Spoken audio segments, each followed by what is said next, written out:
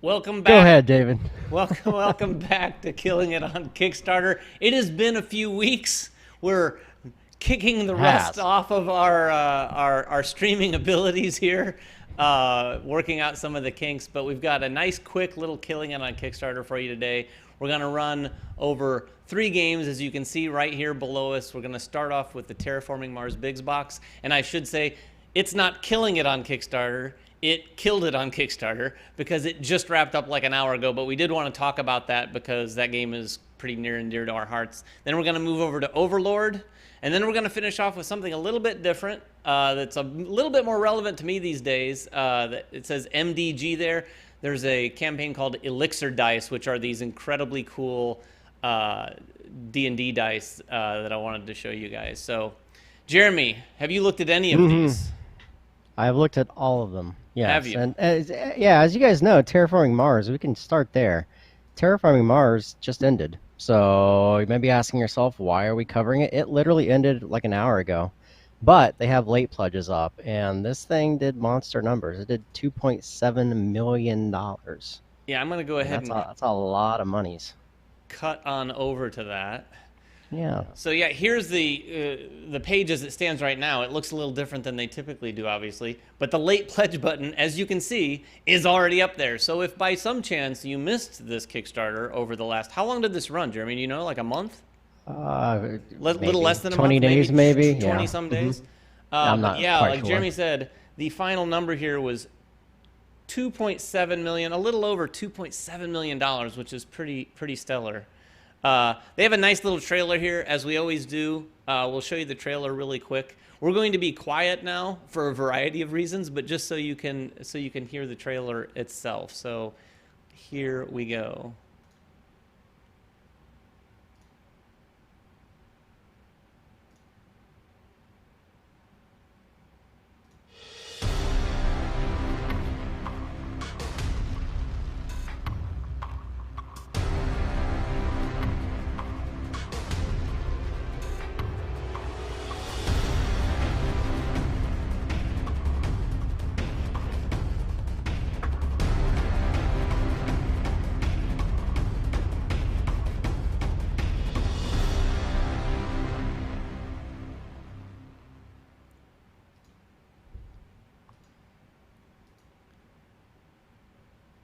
So you can see, Hmm. like I said, we are knocking off the rust a little bit.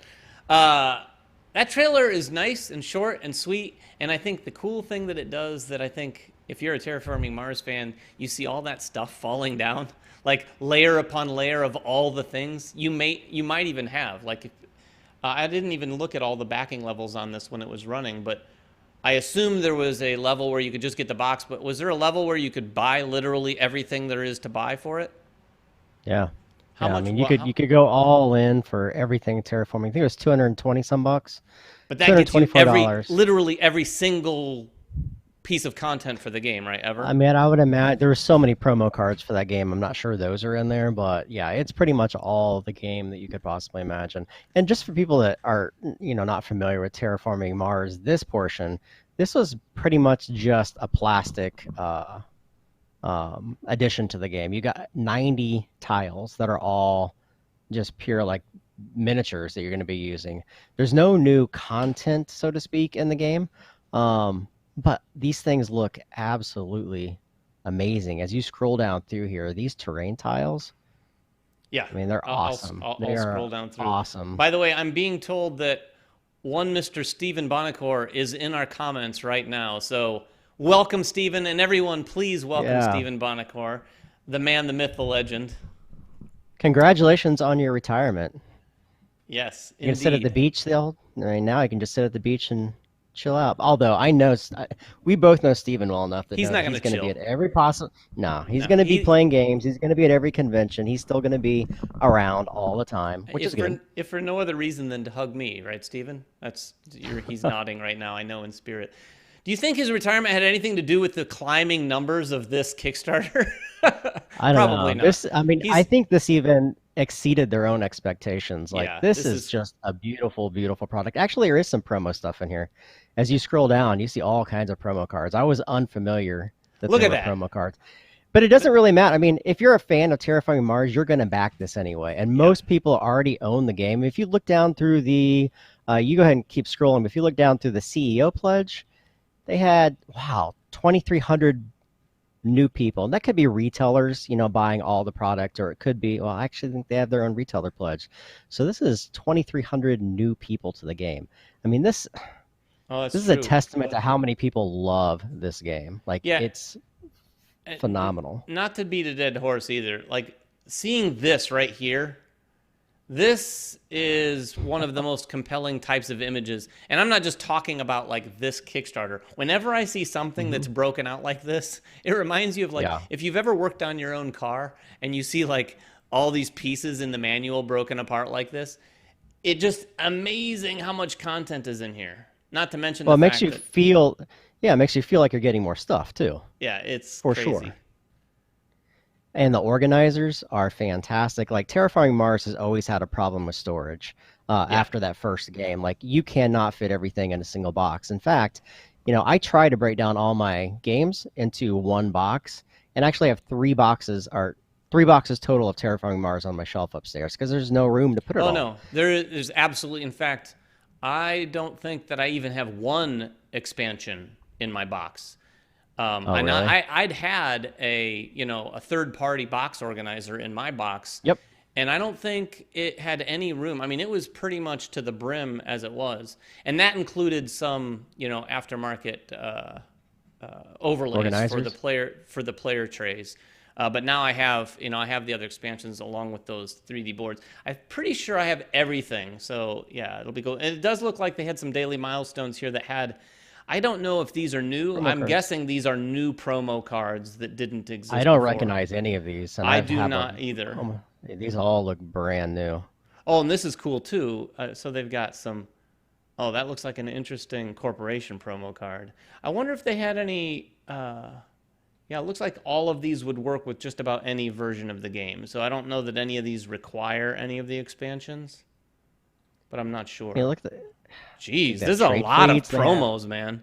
Well, if you keep going down, I mean, they have some add-ons too, which are really, really cool in here.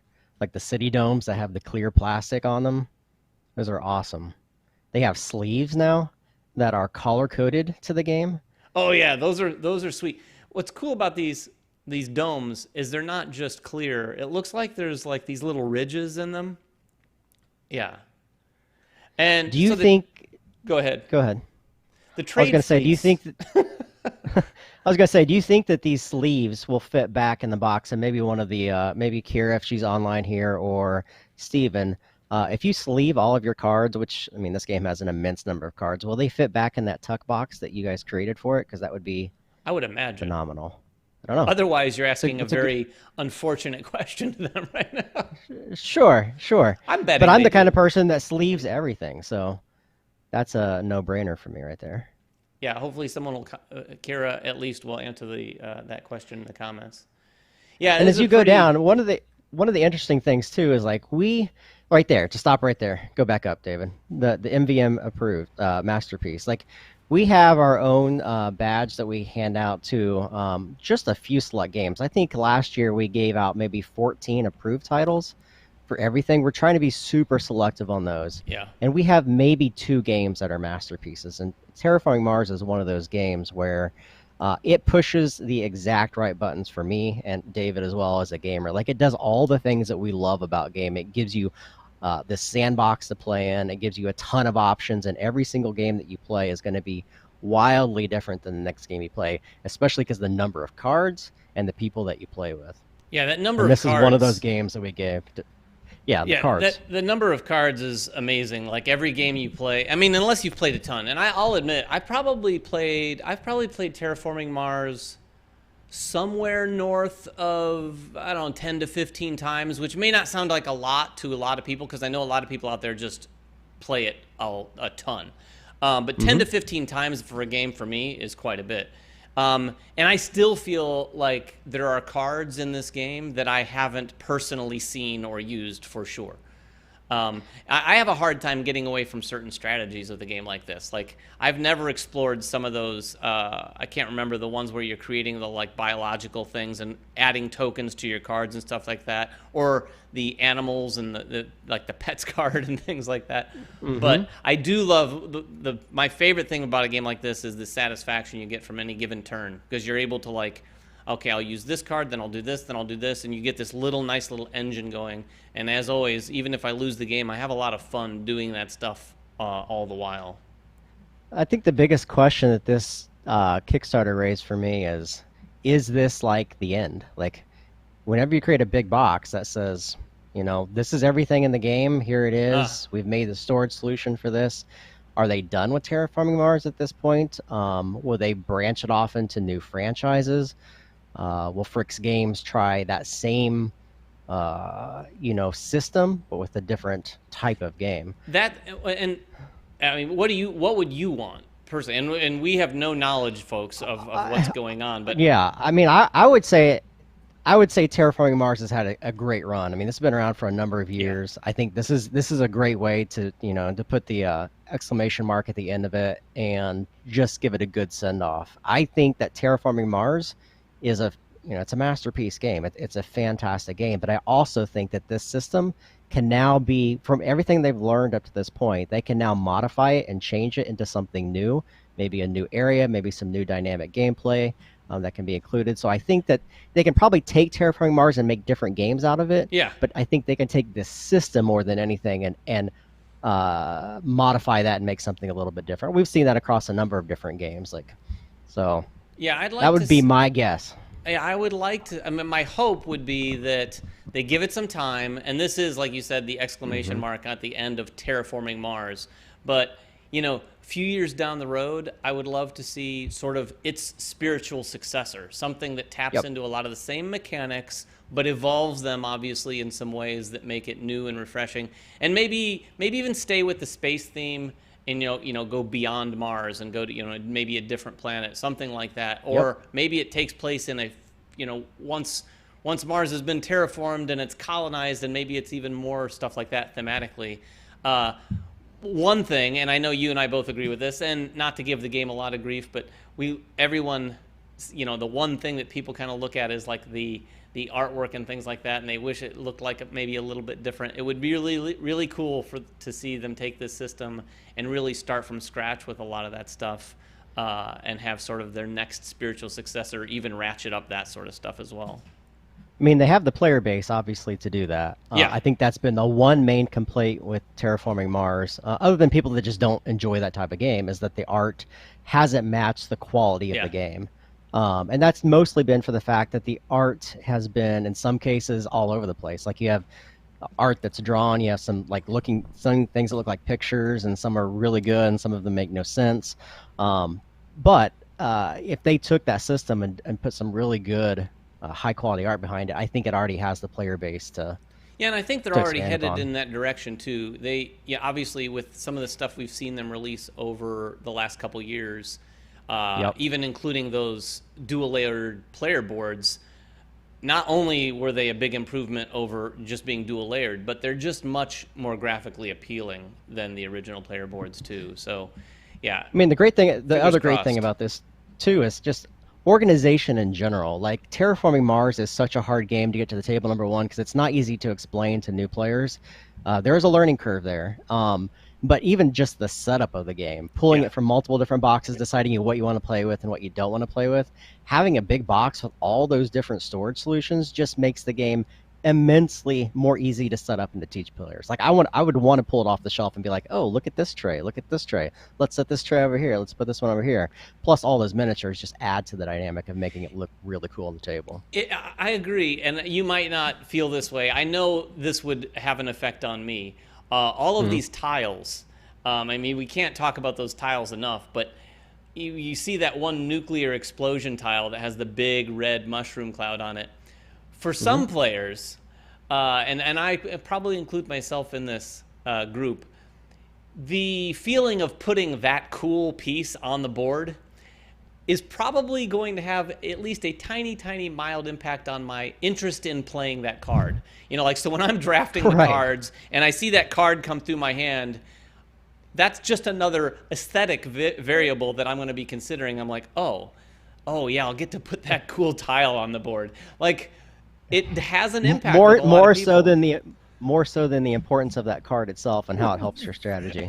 Right. It's like, I'll just do it because it looks cool. That's why I lose, but yes, that's how I have fun. So be it. Yeah.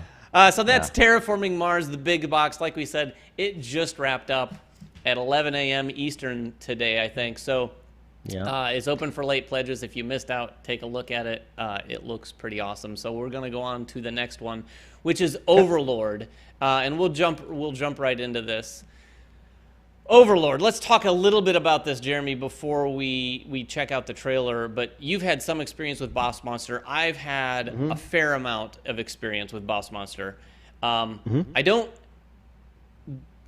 hate the game, so it's not exactly a glowing review. But Alicia's son Aiden is a huge fan. I think what got him, which is what appealed to me at first too, was that 8-bit graphics and just the whole concept of like, oh, this is cool. We're playing like the bad guy in like a Castlevania sort of scenario here like that. But the gameplay didn't really do much for me. I've heard some pretty good things about this. Like Rado did a piece on it, and he seemed to like it quite a bit. Go ahead and play the trailer, then we can talk about it.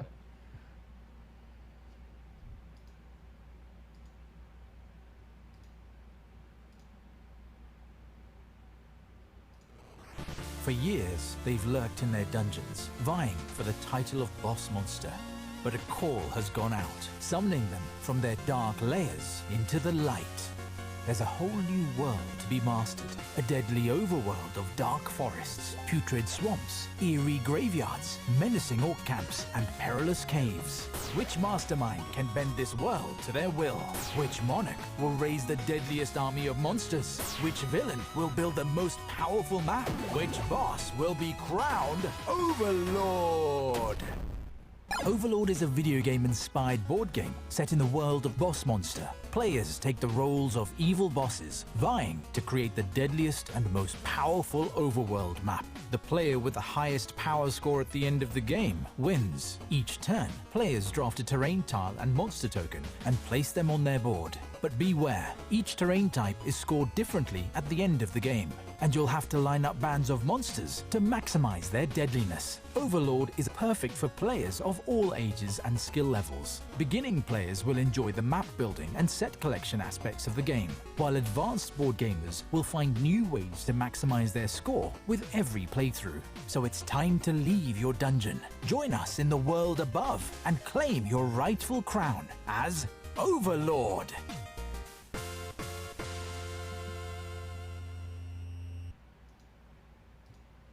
All right. So that was Overlord.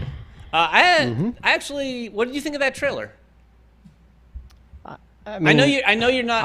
I'm roughly the same age as you. So when you see pixelated art, I mean, I immediately gravitate towards that kind of stuff. I like it. I mean, I love Castlevania. I love those style-looking games. So yeah, I'm drawn to the art. I'm drawn to the theme. I love everything about that. I'm not a fan of Boss Monster. I've never have been. I find the game to be boring. I mean, for lack of a better word, it's nothing that's wrong with the game. It's just not my style of game. And this does look a very different game. Have you looked at much in terms of playthroughs or anything? Yeah, so I actually watched all 40 minutes of Rado's playthrough, like from beginning to end. And he gets excited about a lot of things. And I mean, he just does. I love Rado. He has a fantastic, I mean, there's no one better that breaks down a game than Rado does. And I was skeptical because he always, has great quotes about games. So I watched it, and to be quite honest, it looks fun. Like, it looks really intriguing. You're drafting. There's 4 tiles between the players, and there's a tile that you're drafting, which could be, one of like 5 different types or 10 different types of terrains. And there's a bunch of little monster tiles that are directly below each one of those tiles. So you're drafting the tile and a monster. Each one of the monsters has a home territory that he belongs to that gives you more native points for drafting that. However, they don't always line up, so they could come out with a, with an orc that goes in a forest, but the orc is supposed to go in a camp. and all the way that these monsters and the tile score are all different. And there's things that allow you to rearrange your board. So it looks like a very simple drafting game. But as I started to watch it, I started to see some subtle complexities in there. I was like, oh, that's a really unique way of scoring. Oh, that's a really unique way of scoring. Oh, that monster is not supposed to be there, but if he's in a warband, he scores. So maybe you want to put him there. And all these things started to run together. And I think he just had a very rudimentary copy of it, because as I look down through this Kickstarter, there's a lot more additional components and tiles and things that get added. So it gets far more complex than what he even showed. So I have to be 100% honest. I'm probably going to back this game. Are you? And I didn't expect. Yeah, I mean, it looks fun. Like it's really intriguing the way that all these tiles score. It's got that theme that I really, really enjoy, and all the extra components. And if you look at the price on this thing, if I'm not wrong, I think it's like $55. 40 for the Tower Edition, and so the base Kickstarter edition looks like it's the base game, and this one comes with a tile tower and a market board at 55 bucks. But heck, even if you didn't want those things, $40 is a really great Kickstarter price for just about any game. Yeah, I have to agree. The scoring is what got me. I knew that we'd be backing this one way or another, either me or Alicia, because we know that Aiden will want to play this. I watched not all of Rado's thing, but I watched enough of it to gather what you did, and all the different scoring is what I think will be interesting. You know, like we both of us like games where you're scoring your points, you're setting things up, and then at the end of the game, you're able to look across and say, oh, well, I scored this many points because, like, the one thing I found interesting is, like, the borders around the edge, depending on how you place tiles, so you can score points that way. They basically, it felt like, as they designed it, they looked for every little area where they could, like, oh, I guess we could make it so you could get bonus points for doing this, too. So there's all these little plates spinning, and you could potentially try to tap each of those for some points. So I am looking forward to it, too. I'm not sure if I'm going to be the one backing it or if Alicia's going to be the one backing it. But safe to say, we are going to be backing it. I'll be thankful just to play this as opposed to Boss Monster in the future. Which, again, I don't hate it, but it's not my favorite game in the world. Yeah, if anyone wants to timestamp this video, I actually just backed it. So you can go see. It has one more backer now. So let's actually go down through the tiles, because I've seen most of these: graveyard, swamp, camp, deserts. Are they down? Here we go. Yeah, I didn't see volcano or summoning circles or clouds or castles in any of the stuff that he covered. Oh, so yeah, neither did I. Oh, wow. Wow. Yeah, there's a lot. Yep. And then I didn't really see any of the boss cards either. I have no idea what those do, but I imagine each player might start with one of those and have unique scoring options for you to pursue.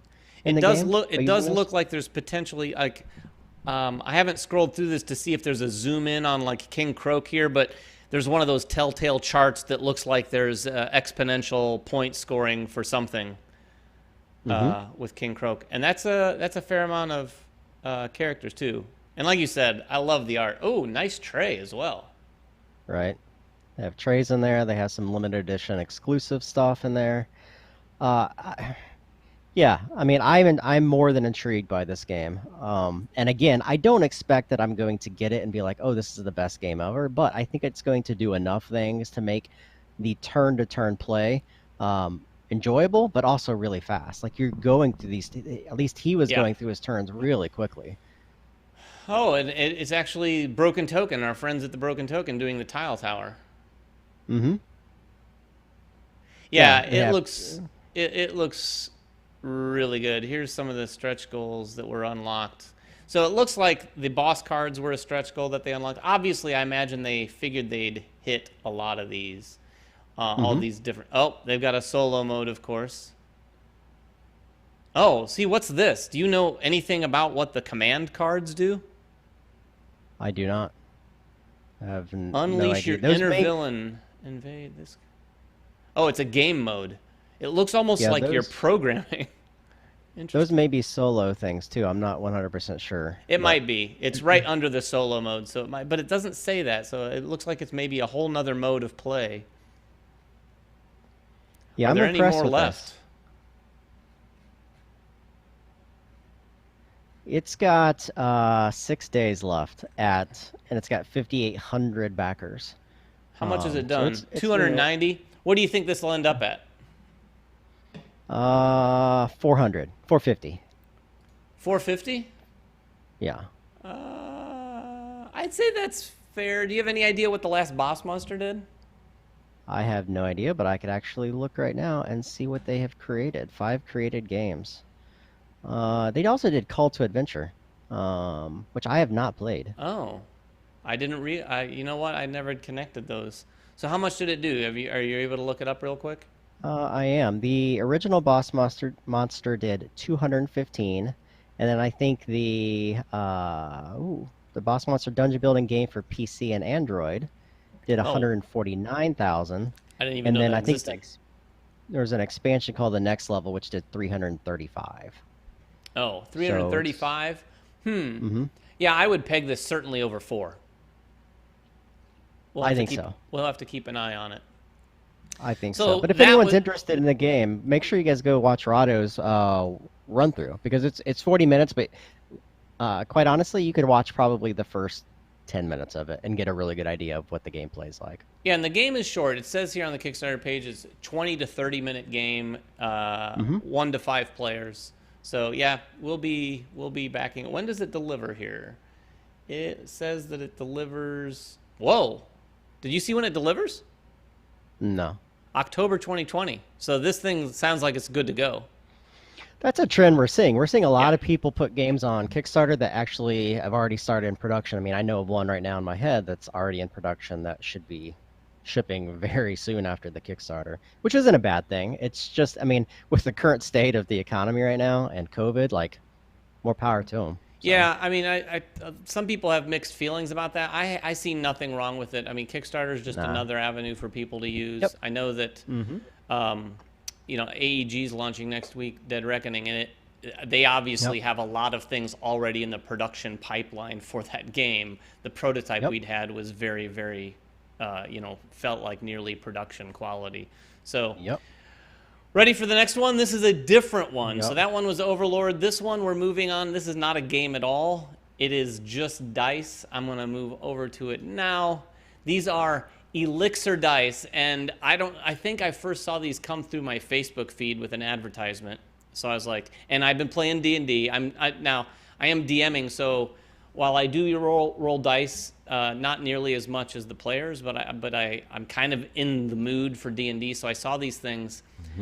I clicked through and looked at this, and of course now my Facebook feed is absolutely filled with advertisements from this. So I had to hide them the other day because I was getting annoyed. But let's take a look at this trailer right now. It's very, very simple trailer, but let's take a look.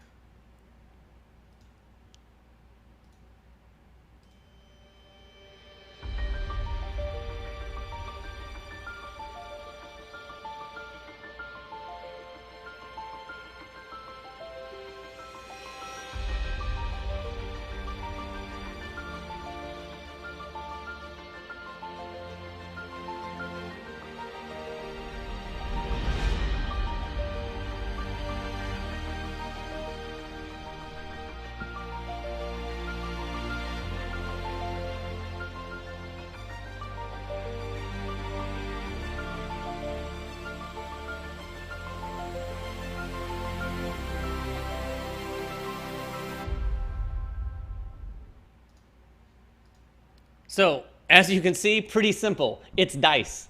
There's probably not going to be a ton to talk about with this, but I did want to talk about this a little bit as it relates to just dice in general. I know neither of us have this knowledge, so maybe people can have a conversation in the comments below, and we'll look at it later, or as soon as we can. These things, let's see. Oh yeah, this is the interesting thing. So a full set of standard set of 7 dice, $80. They have it here marked out of 100, which I assume is what they'll end up retailing for. These people make all sorts of different dice and metal dice and things like that. And I have to say, when I first heard about it, I thought, I wondered about balance. I wondered really how good they'll look in person. But then they had the video showing them being rolled. I just think they're pretty sweet. What I didn't know is how $80 compares to other sets of dice. Jeremy, do you have any idea what nice sets of dice cost? Well, I mean, I've walked around with Kira at Gen Con and other conventions because she loves dice. She Like her and collects, her right? husband, yeah, they collect dice. So, them spending $100 on a single die is not What? uncommon. What? I'm not kidding you. Dang. I'm not joking. So, I mean, dice can range from almost nothing up Yeah. to hundreds of dollars for sets of dice that you want to buy. I have not, and I'm probably completely wrong because I'm not into dice, but I don't know if I've ever seen anything quite like this where there's a liquid inside of them. Like that trailer almost looked like it was fake. Like I Right. can't believe that actually exists. I mean, it's pretty cool. I don't get into this kind of stuff, but I totally appreciate that. And if they actually do move like that, I may buy a set just to have on hand. Although I say that because I do have dice everywhere, and I never pull out dice other than what You comes with the know, game. So, I have to comment again. It's been what, 2 or 3 weeks since we did one of these? mm, And you said before, like doing this show is going to make you back things. You backed Overlord, which you admit you probably wouldn't have had you not like looked hmm into it. And it's pretty yeah. funny. You're going to go broke on Kickstarter if we continue to do this show. Look at this die really quick though. What do you think of this six-sider?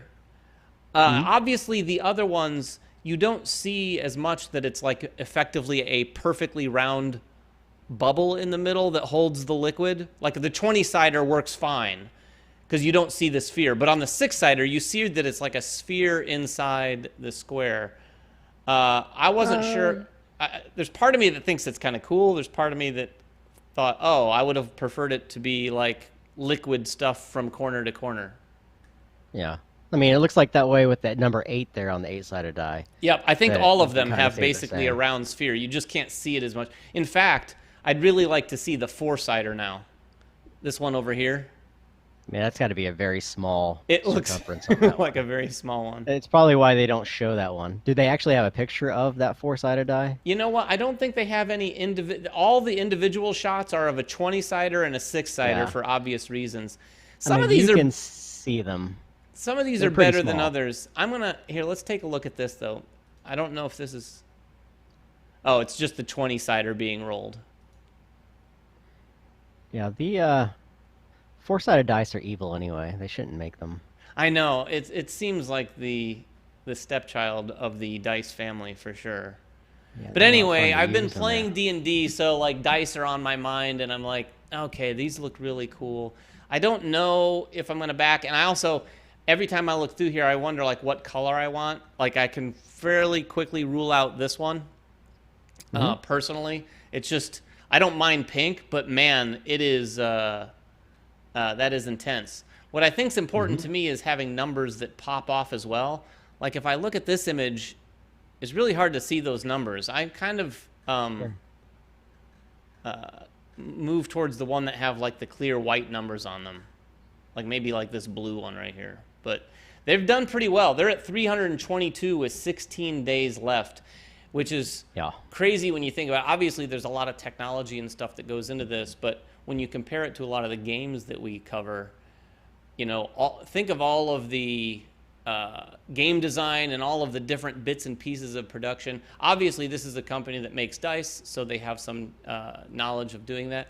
But it just goes, it speaks to like how many people are out there like Kira who are like, oh, a new set of cool dice that have never been done before. Sign me up. Are you gonna back it? Do you think you will? I will back it. I need to either I'll back it or hopefully someone will back it as a gift for me and give it to me. But I'll definitely get a. That's a hint for you, Jeremy. No, I'm not No, I backing showed this. these to Alicia last week, and sometimes she's very good at taking note when I go, "Oh, check this out! Isn't this cool?" And then before I know it, I get it for my next birthday or Christmas or something like that. I'm awful, by the way, at picking up on her hints like that. But I will have a set of these dice one way or another for sure. I think I'm erring on these blue ones here. Anyway. That is it for this week's Killing a Kickstarter. We're not going to do the kick track segment for a couple reasons. One, Jeremy and I talked about it, and that part of depends on what games are listed there, because we'll always go down through the top 10, And quite honestly, the way KickTrack tracks it, sometimes it's like a game that's really not doing really well overall, but might just happen to have been done well in like the last 8 hours or something. So it's not exactly terribly relevant information all the time. And then also, I looked at the list this week, and there's a lot of games on there that were pretty good, some of which we've already covered on the channel. And we are trying to do Killing It on Kickstarter. We're trying to focus on the games that we're not typically covering on the channel ourselves, so that we can kind of take a look at some of the other stuff out there too. So that's this week. Next week, Jeremy, do you have any ideas of what might be launching that we want to cover in the future, in the near future? Next week or maybe 2 weeks from now, I'm not sure. I don't, man. I feel like Kickstarter's been slow lately. I mean, there's been some big projects on there, like we just covered Role Player, obviously Adventure, which is a big project, and I think the Monumental expansion came out, but I honestly don't know of anything that's going to be huge. But that's the joy of Kickstarter too. Like, there's always a surprise. Like Boss Monster, this Overlord.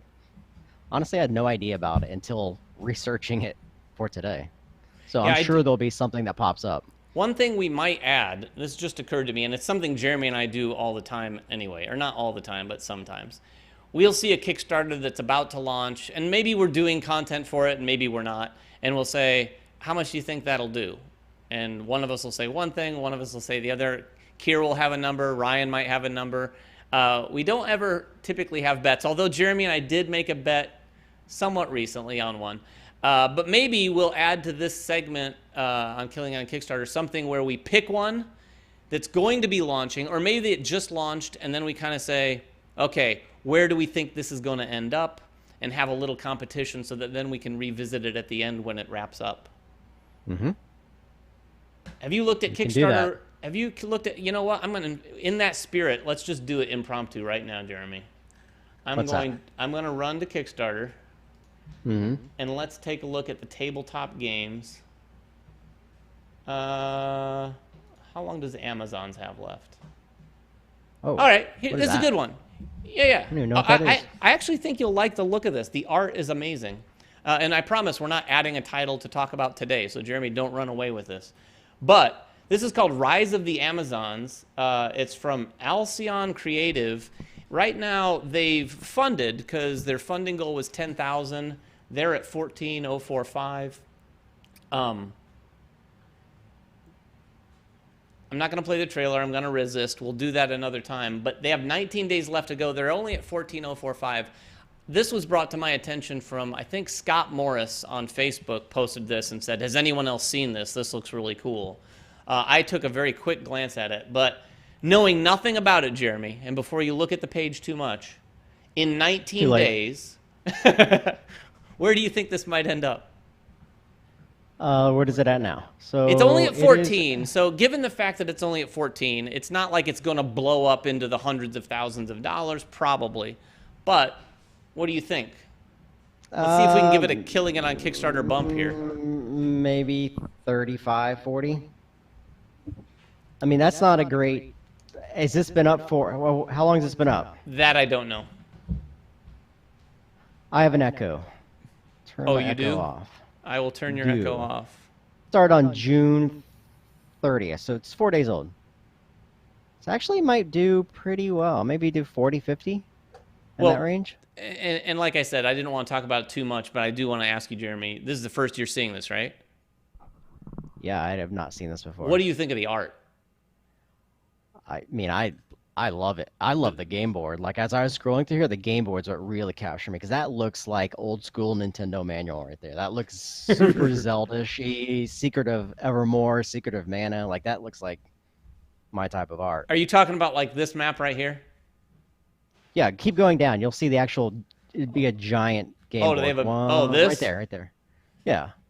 Yeah, that is awesome. I mean, this one, you know what? Even though this one's pretty much just like sort of deserty looking, it still looks good. But yeah, the detail in this and the fact that they made it so it almost looks like it's rounded around the edges, it totally reminds me of like old 16-bit era. Not the video game itself, but like you said, the game manual would always have a cool piece of art, something like this. And the art's fantastic. As you keep scrolling down, you'll see a lot of the artwork in there. Like, There's all the 15 Amazon cards. You'll see some of the gods in there, some of the event cards. Like, it was really, really amazing.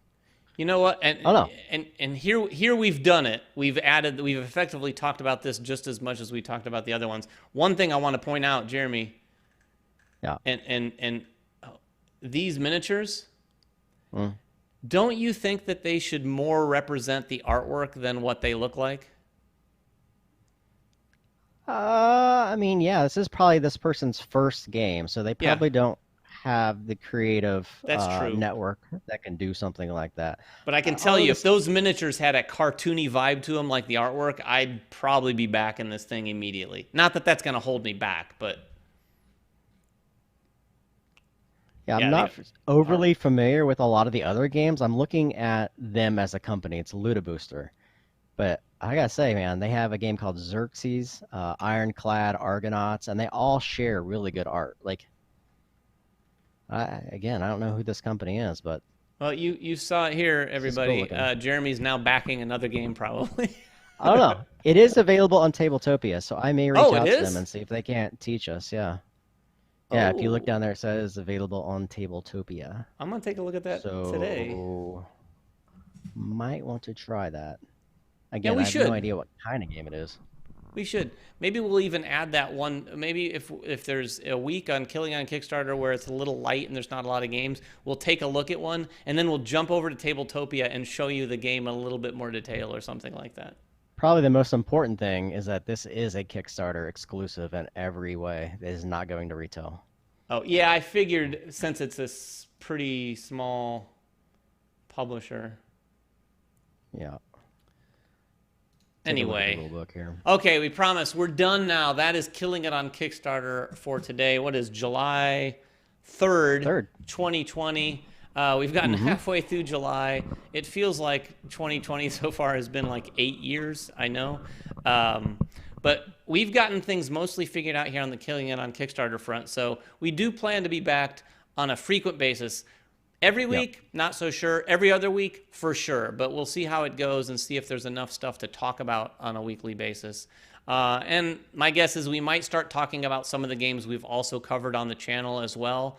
We're going to try not to do that, but we cover so much that it's probably going to have some overlap from time to time. Anyway, Jeremy, you have anything else before we sign off? Yeah, I was going to answer one question from John Wheeler. Thanks again for stopping in. You're always here. He had a question that says, how many times has it happened that we backed something and that didn't live up to expectations? I actually put out a number on Twitter, it had to have been a year and a half ago, of all the games I backed, a number, and then how many I still own. And you know what? I will go back and look at that number here shortly, and I'll talk about it on the next Killing on Kickstarter, because that's important, because Kickstarter has notoriously been something that I've kind of churn and burn through. Like, I'll get a game and play it a couple of times, I'm like, it's not exactly what I thought it was going to be, so I'll sell it off. And those tend to be those smaller publishers where I get drawn in by stuff like this, where the art's really, really fantastic, and then I'll sit down and play it, and like, it needs more development, or it needed more time, to cook out a lot of the mechanisms. So we'll see, but I'll let you know that number for sure, because that's important to know. As you're talking about that, I'm looking through my list. I've not I've not backed nearly as much as you have, I'm sure, but there was one that came to mind, and I will hold off and share that next time for sure as well. The one that I backed that absolutely, without question, did not live up to expectations. All right. Cool. But anyway, that's it for Killing It on Kickstarter. Next week we might be back. We'll promote it a little earlier, so if it's probably 2 days prior, we'll post something to let you all know that we're gonna be there. So if it's not next Friday, it will be the Friday after that. Until then, keep backing projects, I suppose. See you, everyone.